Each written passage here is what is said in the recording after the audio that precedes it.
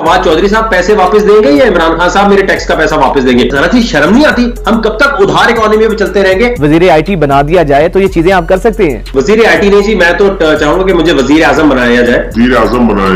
अगर आप क्रिप्टो को बैन कर रहे हैं तो इतनी सारी जॉब अपॉर्चुनिटी से भी तो महरूम कर रहे हैं। मैं तंग आ चुका हूं यार, इनको ये बात समझ नहीं आ रही। Bitcoin is back by technology, इसके पीछे टेक्नोलॉजी है मेरे भाई। नाम नहीं लेना चाहता, एक बड़े मशहूर हुकूमती वजीर है, उनसे मैंने बोला सर इंटरनेट का मालिक कौन है? कहने लगे बिल गेट्स।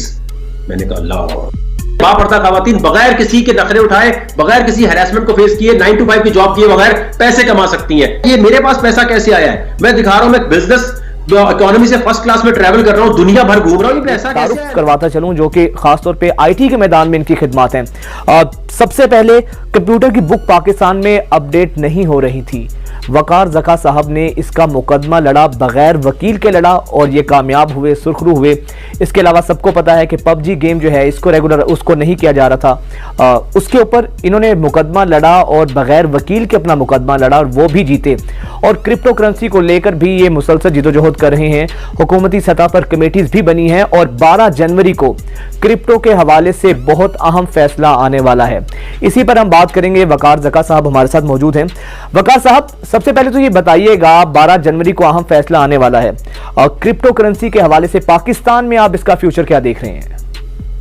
बहुत बहुत शुक्रिया पब्लिक न्यूज का। सबसे पहले तो मैं ये कहना चाहूंगा कि एक तो मुझे पीटीआई के जो हुक्मरान जितने बैठे हैं, ये धरनों में इनसे मेरी बड़ी मुलाकात होती थी। इमरान खान साहब ने खुद था वो वीडियोस वकार ज़का पीटीआई, इमरान खान सर्च करें तो आया कि लिविंग ऑन दी एज में जितने लोग हैं वो आए।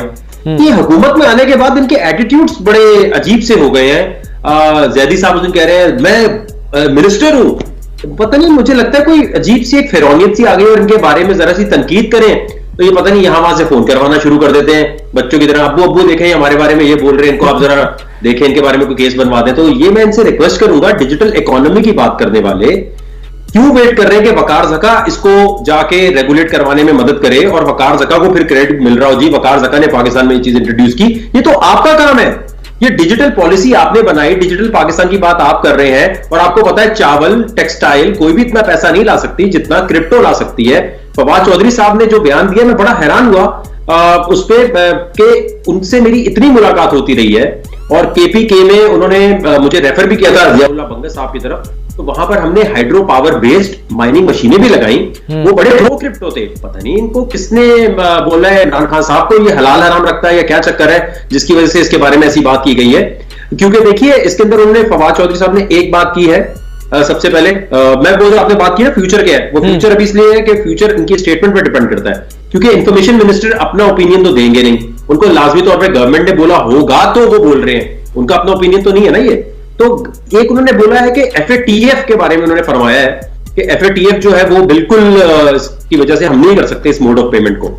एफएटीएफ ने तो ये कहा है कि इसको रेगुलेट करो मेरे भाई, वरना ब्लैक मार्केट इसकी ग्रो हो रही है। जितनी ट्रांजैक्शंस हो रही है अगर आपको पता ही नहीं होगा, अगर वो रिकॉर्ड में नहीं होंगे, अगर एफबीआर में नहीं होंगे, तो भाई आपको ये कैसे पता चलेगा इससे मनी लॉन्ड्रिंग हो रही है या इससे बैड कैरेक्टर यूज कर रहे हैं। दूसरा उन्होंने फरमाया कि जी फ्लक्चुएशन बड़ी होती है।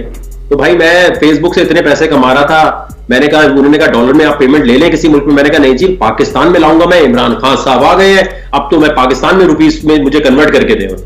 फेसबुक के लोगों ने बड़ा कहा कि डॉलर यहां आप किसी और मुल्क में ले लें। मैंने कहा जी पाकिस्तानी बैंक में दे। पाकिस्तानी बैंक में जो जनवरी में मैंने सेविंग की है वो 151 का डॉलर था, आज 178 तक पहुंच गया है। तो ये जो मेरा पैसा सारा फ्लक्चुएशन की वजह खराब हुआ है, ये जरा फवाद चौधरी साहब पैसे वापस देंगे या इमरान खान साहब मेरे टैक्स का पैसा वापस देंगे? ये मेरा डी वैल्यू हुआ है पाकिस्तानियों का। जो हजरात एफबीआर में टैक्स दे रहे हैं, डिक्लेयर कर रहे हैं, पैसे दे रहे हैं, बैंक में पैसे रखे, उनका जो फ्लक्चुएशन की वजह से जाया हुआ उसका कौन जिम्मेदार होगा? क्रिप्टो की फ्लक्चुएशन की वजह से ही तो पैसा बनता है। अगर इतनी फ्लक्चुएशन ना हो तो ये मार्केट डेड कहलाएगी। और अगर ये फ्लक्चुएशन खतरनाक होती तो एफएटीएफ कंप्लीट बैन करता, अमेरिका कंप्लीट बैन करता, दुनिया के तमाम तरक्की याफ्ता ममालिक कंप्लीटली बैन करते। फिर उन्होंने एक और चीज फरमाई है, इसके पीछे गारंटी नहीं है किसी की भी। तो जो लोग हमारे पैसे की गारंटी ले रहे हैं, वकार साहब यही मैं बात आपसे करना चाह रहा था कि हुकूमती जो वुज़रा हैं अक्सर हमें ये कहते सुनते हैं कि यार इसकी कोई गारंटी नहीं है, पैसा डूब गया आवाम का क्या करेंगे? देखिए जी, इसमें सबसे अहम चीज ये कि इंटरनेट का मालिक कौन है। मैं नाम नहीं लेना चाहता, एक बड़े मशहूर हमारे हुकूमती वजीर हैं, उनसे मैंने बोला सर, उन्होंने भी यही सवाल मुझसे पूछा। मैंने कहा इंटरनेट का मालिक कौन है? कहने लगे बिल गेट्स। मैंने कहा अल्लाह, मैं इनसे आगे क्या बात करूं अगर इंटरनेट का मालिक ये बिल गेट को समझते हैं।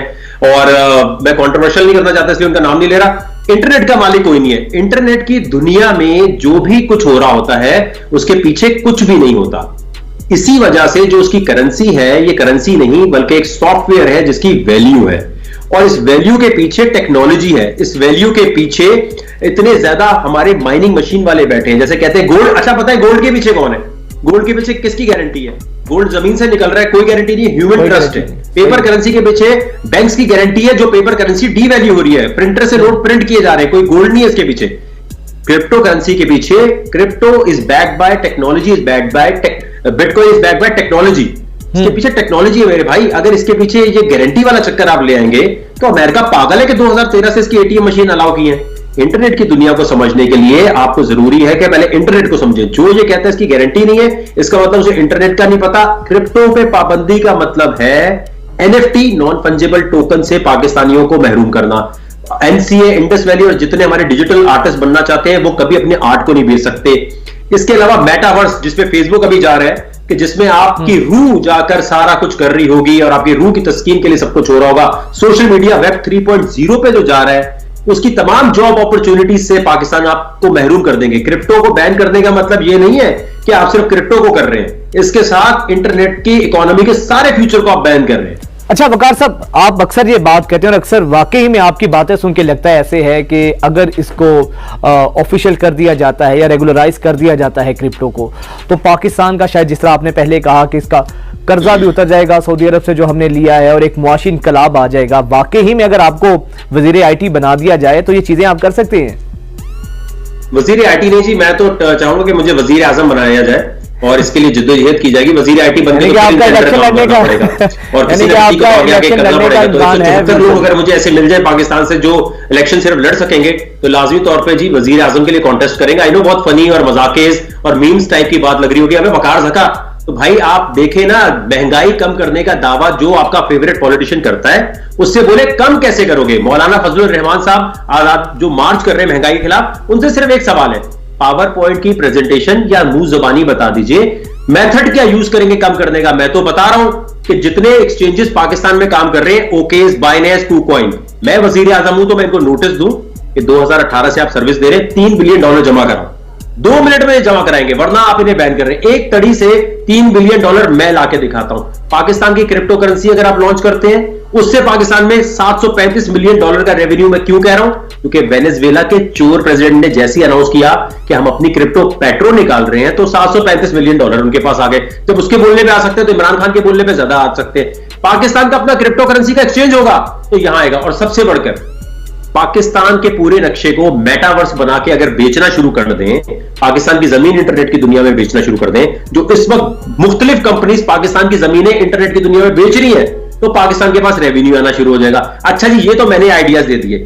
मैं वजीर आजम बनने की बड़ी बातें करता हूं जी, मैंने एक आइडिया दे दिया कि जो हमारा माशी हालात है वो इससे बेहतर हो सकते हैं। घर बैठ के खवातीन बिटकॉइन माइनिंग और ट्रेडिंग से बापर्दा खवातीन बगैर किसी के नखरे उठाए, बगैर किसी हैरेसमेंट को फेस किए, 9 to 5 की जॉब किए बगैर पैसे कमा सकती हैं। अब इनसे पूछे, मैं कहता हूं मुझे फवाद चौधरी साहब या फिर वजीर खजाना से एक बड़ी ही इल्मी किस्म की डिबेट पे ले आए, या बड़े से बड़े इकोनॉमिस्ट जो पाकिस्तान के जब मशीर बने हुए वो ले आए। अच्छा चले, वजीर आजम नहीं समझते, वकार ज़का को मैं फ्री ऑफ कॉस्ट सर्विस देना चाहता हूं, क्योंकि मैं ये नहीं चाहता कोई सोचे कि जी मुझ में बहुत बड़े भरम है कि जी मुझे बनाओगे तो मैं करूंगा। मुझे आप वजीर आजम का मुशीर बनने दें for crypto and digital economy affairs. मैं तनख्वाह नहीं लूंगा, मैं इमरान खान साहब को गाइड करता हूं। अगर वो चीज नहीं हो तो बोलना वजीर आजम नहीं, ये वकार ज़का साहब ऐसी भरम मारे। नहीं, अगर वजीर आजम का मुशीर आपको बना दिया जाता है क्रिप्टो और डिजिटल के हवाले से, तो आप समझते हैं कि जी कर्जा उतार देंगे सऊदी अरब का, चाइना का? मैंने तो अभी आपको कहा ना, सबसे पहले हम नोटिस भेजेंगे बाइनेंस को और बाकी एक्सचेंजेस को कि आप यहां काम कर रहे हैं, $3 बिलियन जमा कराएं। केपीके के इलाके में हाइड्रो पावर के थ्रू जो माइनिंग मशीनों का सेटअप लगाया हुआ है, 1.5 करोड़ के ऊपर इस वक्त 30 लाख रुपए महीने आ रहे हैं, जो हम हुकूमत को दिखा रहे हैं भाई ये पैसे आ रहे हैं, बिजली इस्तेमाल नहीं हो रही। तो सारी दुनिया के जो माइनर्स हैं, जो क्रिप्टो की माइनिंग करते हैं, मशीनें लगाते हैं आसान जुबान में, उनको कहेंगे यहां की मशीनें लगाओ।